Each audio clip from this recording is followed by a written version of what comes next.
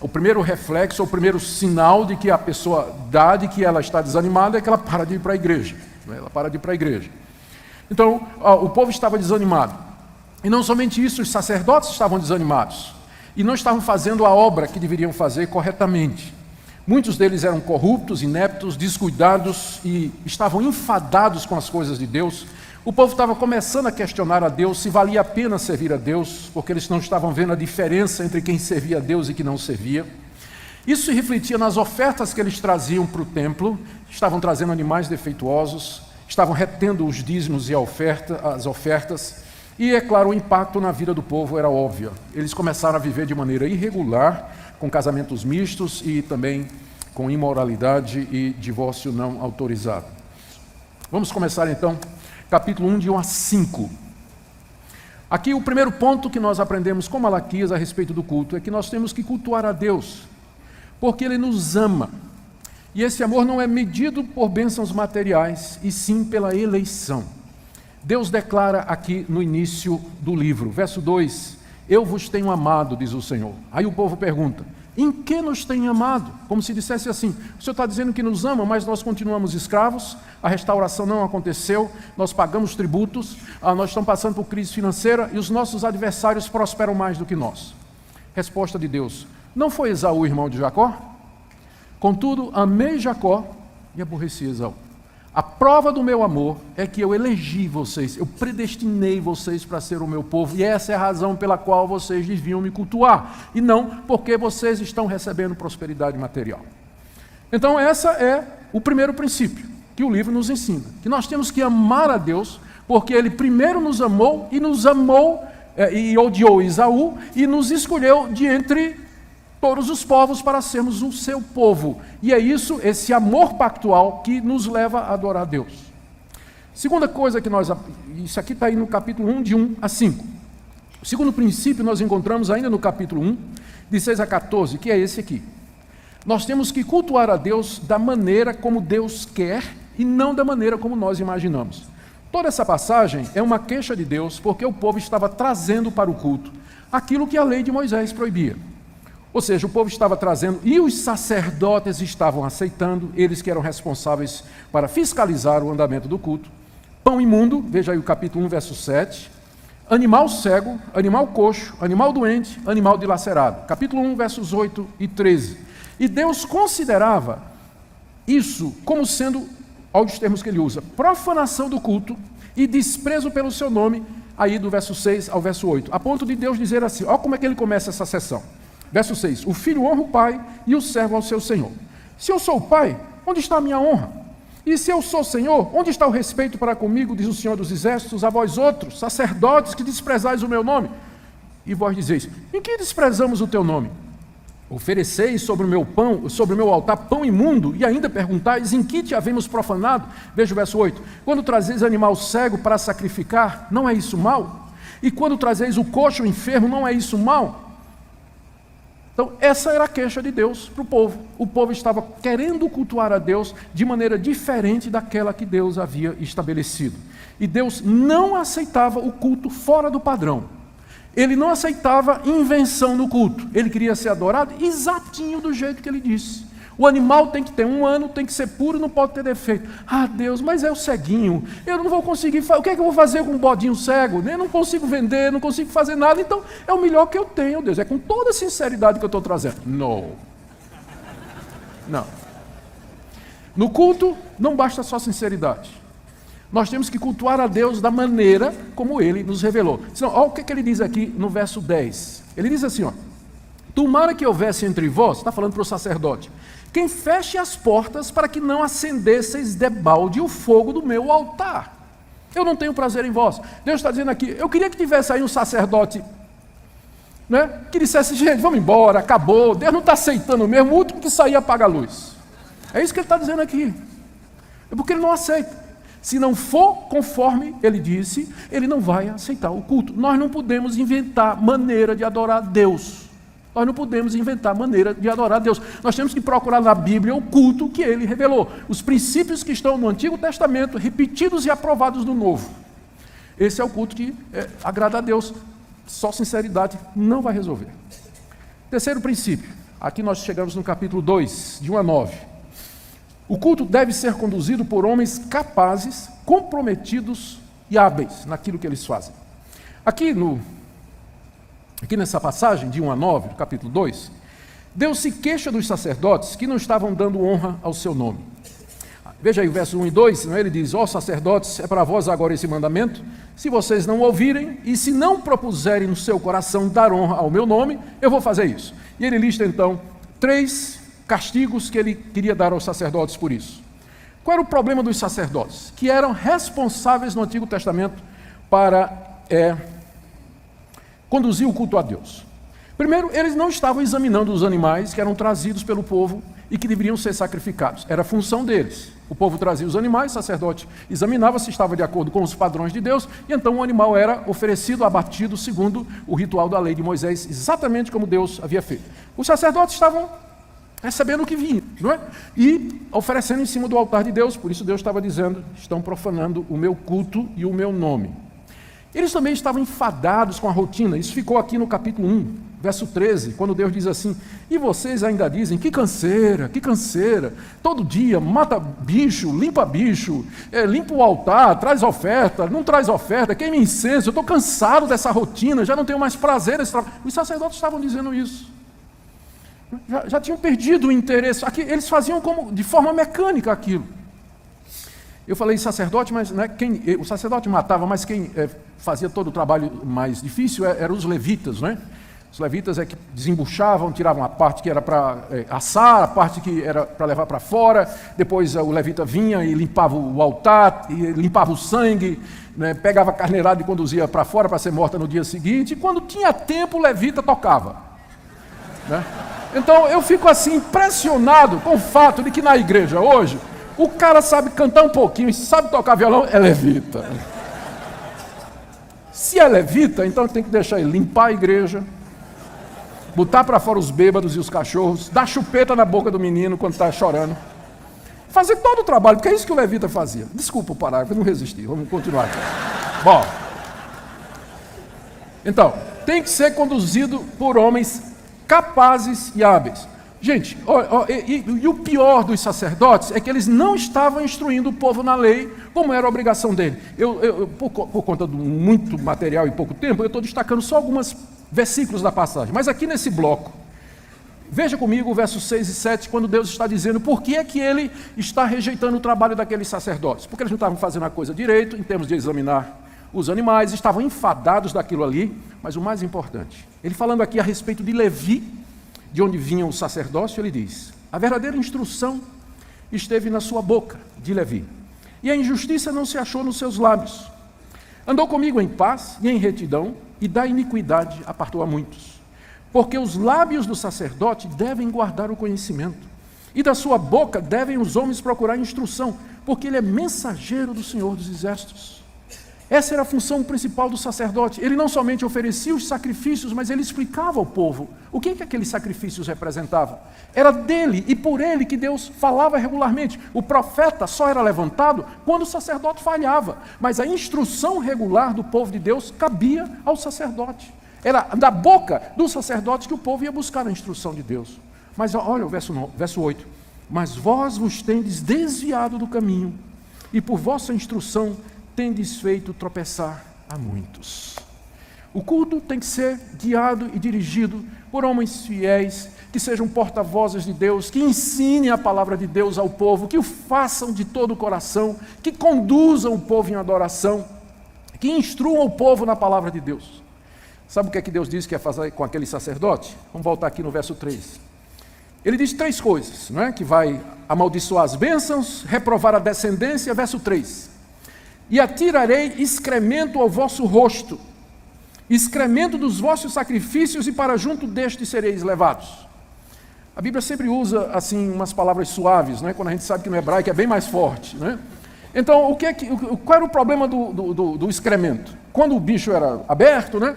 O excremento, junto com outras coisas, era tirado e levado para fora, porque a lei de Moisés dizia que se alguém tocar em excremento de animal, ele ficava imundo. Então, o imundo não podia entrar no templo. Então, o excremento era levado para fora. O que é que Deus está dizendo aqui? Está dizendo o seguinte: sabe o que é que eu vou fazer com vocês? Passar na cara. e aí vocês vão ficar imundos, e aí vocês têm que ser expulsos do templo. Vocês vão para lá onde está o excremento. É isso que Deus, é a linguagem que Deus usa, como é que ele vai tratar a liderança que não faz o que devia fazer e não assume a responsabilidade que devia assumir quando foram convocados por Deus para presidir o culto de Deus. Tal é a maneira como Deus se preocupa com o seu culto. Quarto lugar, o culto só vai ser aceito se for expressão de uma vida santa. Capítulo 2, de 10 a 16. Aqui Deus declara que não vai aceitar o culto, os sacrifícios, as ofertas e as lágrimas de orações. Veja aqui o verso 13. Olha. Ainda fazeis isso, cobris o altar do Senhor de lágrimas, de choro, de gemidos, de sorte que ele já não olha para a oferta nem aceita com prazer da vossa mão. A minha tradução tem de sorte que, mas a NVI, por exemplo, já diz por quê, né? Em vez de dizer de sorte que, ele já introduz a razão. Então seria: vocês estão cobrindo o altar de Deus com lágrimas de choro e de gemido. Imagina a situação lá, o povo judeu, né, ele vinha naquela situação, vinha para o culto, aí ficava lá chorando. Oh Deus, por que o Senhor está ouvindo nossa oração, gemendo e tudo mais? E Deus diz que ele não responde porque já não olha para a oferta e nem aceita com prazer a oferta da mão do povo. Ora, o que o povo tinha feito para que Deus não aceitasse a oferta? Primeiro, Deus reclama que eles não trazem, e quando eles trazem, Deus diz que não aceita. Então, qual era o problema? Olha a resposta de Deus, do verso 10 até o verso 12, o profeta está explicando da parte de Deus que o desprazer de Deus era porque o povo estava profanando a casa do Senhor, trazendo a adoradora de Deus estranho para dentro do templo, o que era proibido. Através dos casamentos mistos, o povo de Deus estava casando com gente que tinha outros deuses, com gente que professava ou seguia falsos deuses, e não faltavam deuses ali naquela terra, deuses pagãos. Eles estavam cercados pelos amonitas, moabitas, filisteus, os sírios, toda aquela turma estava por ali, fenícios, e cada um deles tinha um panteão de deuses.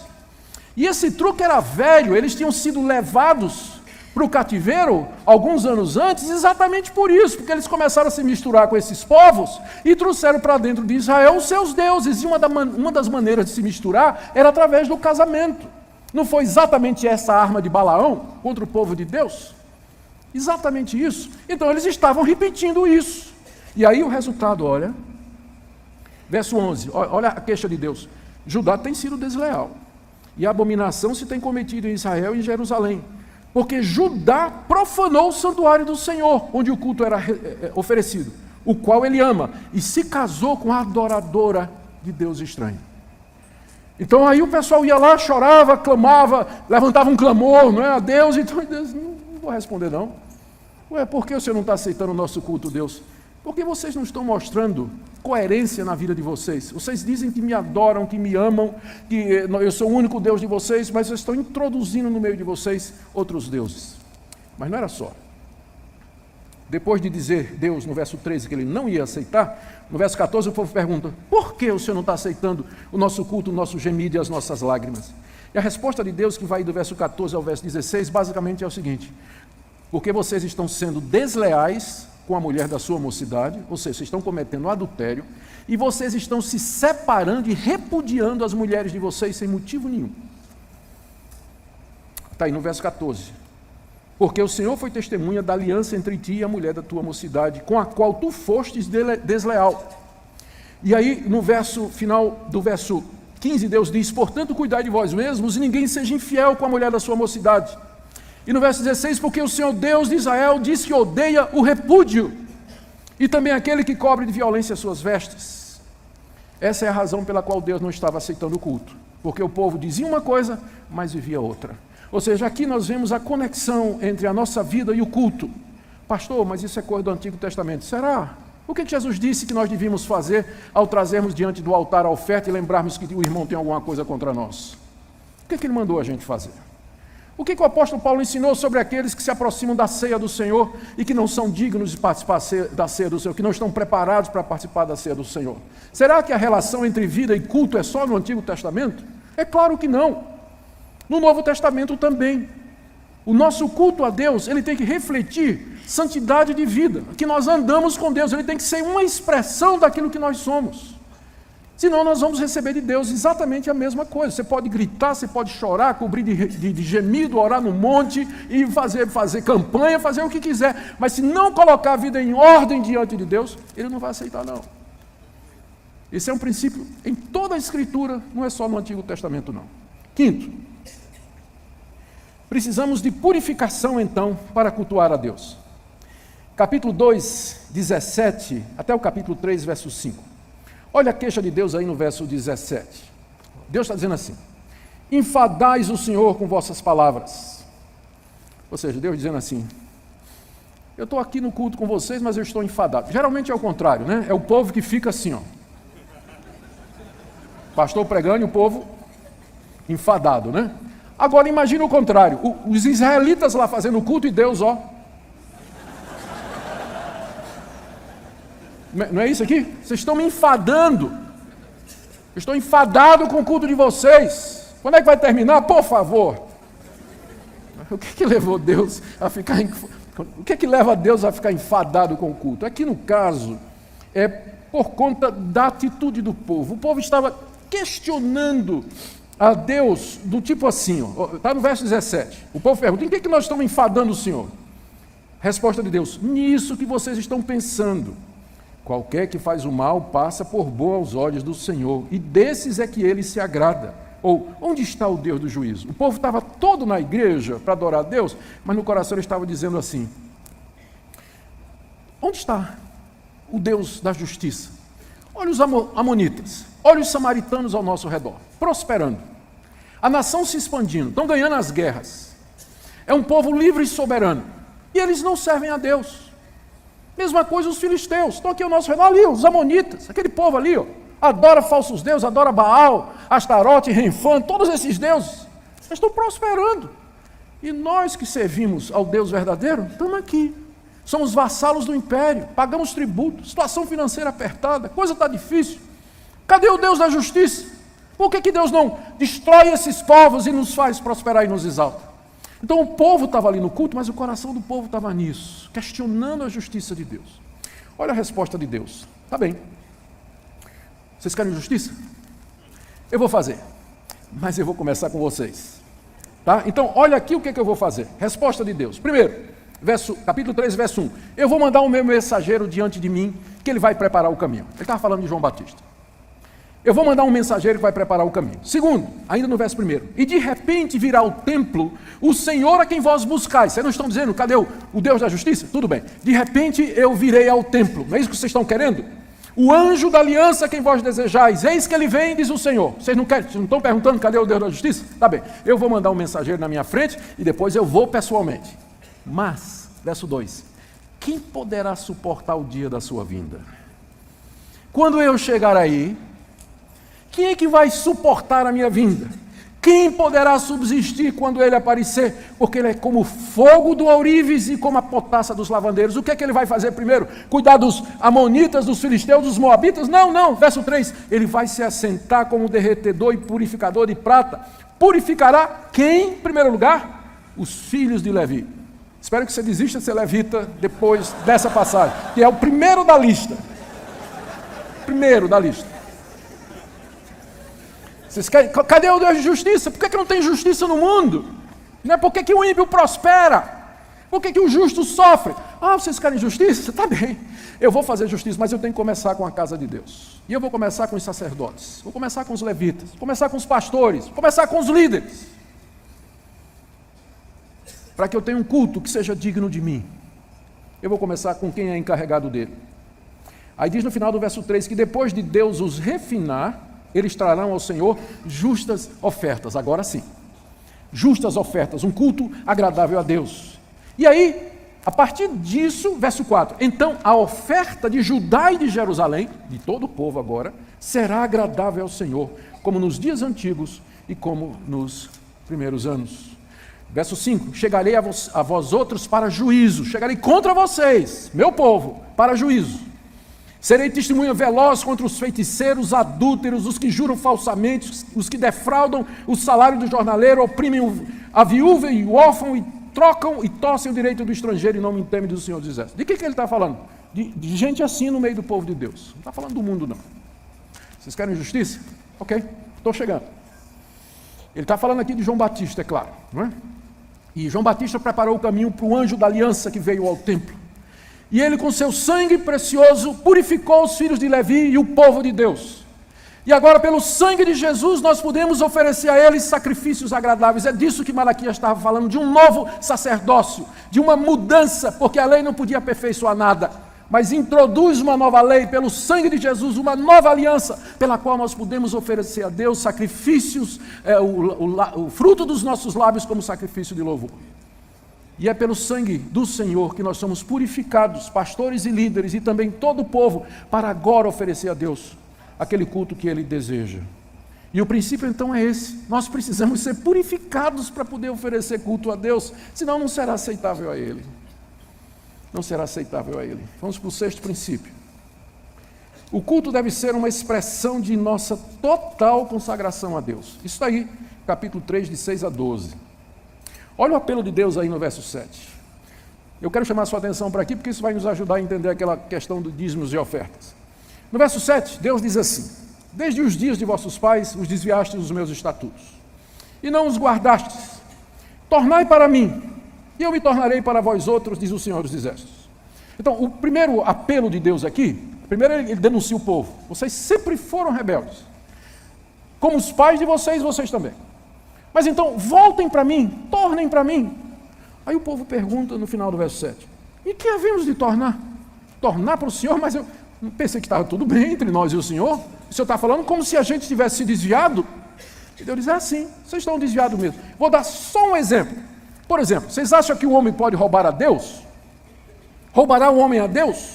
No verso 8. Aí o povo, e Deus diz: todavia vocês estão me roubando. Uma expressão ou um exemplo de que vocês se desviaram de mim é que vocês estão me roubando.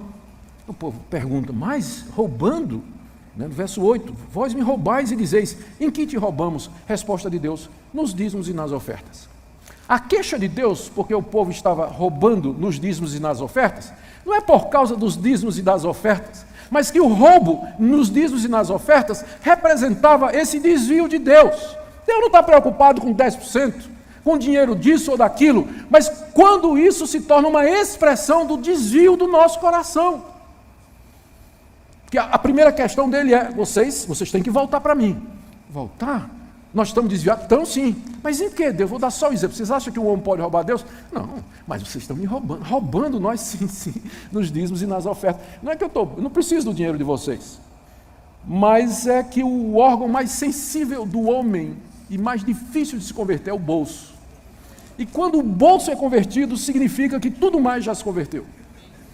Então, por isso que na Bíblia, com frequência, o trazer, a generosidade, o dar, o contribuir, inclusive com os dízimos, isso é uma expressão, não de uma transação com Deus, você me dá tanto, eu devolvo tanto, mas uma expressão de que você retornou a Deus, que você está reconciliado com Deus, é uma expressão do seu amor e da sua gratidão a Deus. É isso que a gente tem que entender quando a gente ensina dízimo e oferta na igreja. Não estamos fazendo a transação com Deus, Deus não precisa disso.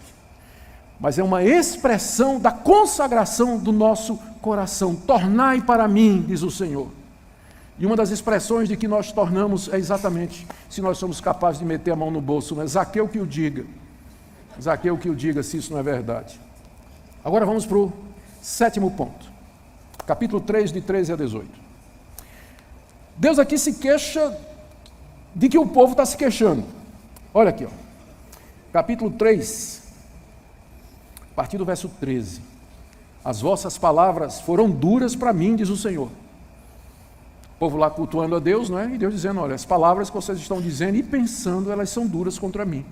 Aí o povo, no verso 13 ainda, diz: o quê? O que nós temos falado contra o Senhor?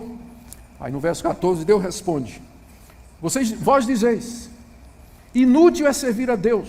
Em que nos aproveitou termos cuidado em guardar os teus preceitos e andarmos de luto diante do Senhor dos Exércitos? Ora, pois, nós reputamos por felizes os soberbos. Também os que cometem impiedade prosperam, sim, eles tentam o Senhor e escapam. O povo estava dizendo: eu não sei o que é que eu estou fazendo aqui no templo.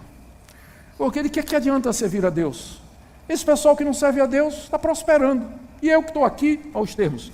Eu tenho cuidado em dar nos teus preceitos, Deus. Estou andando de luto, fustigando minha alma com jejum e oração. Mas é inútil servir a Deus, porque não estou vendo nenhuma vantagem financeira, não estou vendo nenhuma expressão material de que servir a Deus é diferente de não servir a Deus. É inútil servir a Deus. Na verdade, a gente fica até olhando aí, verso 15, né? Os soberbos, os que cometem impiedade, eles sim estão prosperando, mas e nós? Olha a resposta de Deus do verso 16 ao verso 18, e aqui a resposta da Teodiceia, que é a questão do mal e do sofrimento do justo aqui nesse mundo e a prosperidade dos ímpios. Os que temiam a Deus, verso 16, falavam uns para os outros, o Senhor atentava, e havia um memorial escrito diante dele para os que temem ao Senhor e para os que se lembram do seu nome. Havia um remanescente fiel lá no meio do povo de Israel, e Deus estava escutando a conversa deles, e Deus estava guardando aquilo no iPad, o memorial dele, né? E diz, estes serão para mim um particular tesouro naquele dia que preparei. Essa é a resposta de Deus para o problema do mal. Há um dia que ele preparou. E naquele dia, verso 17, poupa-los-ei como o homem poupa seu filho, então vereis a diferença entre o justo e o perverso, entre o que serve a Deus e o que não serve. O que Deus diz é o seguinte, não vai ser aqui que você vai ver a diferença entre quem serve a Deus e quem não serve a Deus tão claramente. Mas eu tenho um dia preparado em que essa diferença vai ser cristalina. E até que esse dia venha, você deve me cultuar, não por aquilo que eu lhe dou, mas por aquilo que eu sou. O Deus que lhe amou, em vez de lhe odiar, ou de desprezar, ou de não eleger os outros. O Deus da aliança, o Deus que lhe oferece perdão, o Deus que lhe oferece acesso e o privilégio de você chegar à sua presença e servir-lhe e adorá-lo. A esperança aqui é escatológica. O profeta aponta para aquele grande dia. E aqui no capítulo 4, de 1 a 6, ele termina falando quando esse dia vai chegar.